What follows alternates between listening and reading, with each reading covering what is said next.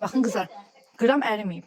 Yəni daş kimi əriməyən, belə gözəl xiyar turşusu hazırlamaq istəyirsinizsə, qaynanamın reseptini hazırlayın. Normalda bəzi adamlar xiyar turşusu hazırlayır, doğrayanda görürsən əriyib gelir. Buna baxın, bayaqdan bunu sıxıram turşunu. Qəti şəkildə ərimə yoxdur. Görürsən, yeyəndə xırp-xırp edir.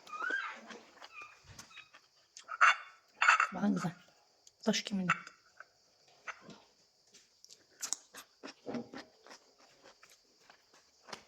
Deməli qızlar, qaynanam xiyar turşusu hazırlayır. Deyim ki, ən dadlı xiyar turşusunu qaynanam hazırlayır. Yəni hər yerdə yemişəm, onun kimi qəşəng dadlı hazırlayan yoxdur. İndi sizə nə təhər hazırlayır, onu göstərəcək. Mama içinə nə tökmüsən?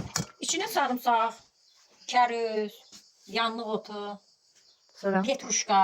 Əsas bunları dada gətirən petruşkadır. petruşka. Sonra bu nədir bəs? Nanə, bir dənə nədən nanə atıram içinə, dadı qəşəng olsun deyə fərqli. Aha, nanə.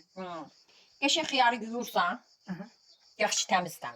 Ondan sonra onun içinə o neyləri tökürsən, Ədviyyatları. ədviyyatlarını tökürsən, xiyarı qəşəng yığırsan.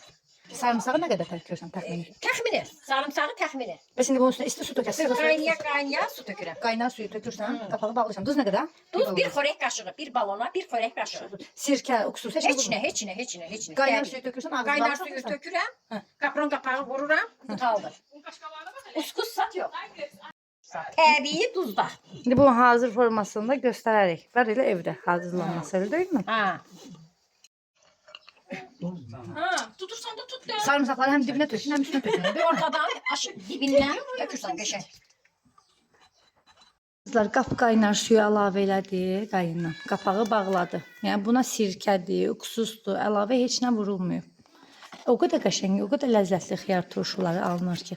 İndi mən hazır formasını çəkib sizlə paylaşacağım.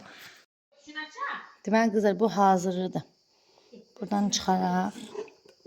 Mən istəyirəm ki, bunun bəkliyini sizə göstərim. Balondan çıxara bilsəm göstərəcəm.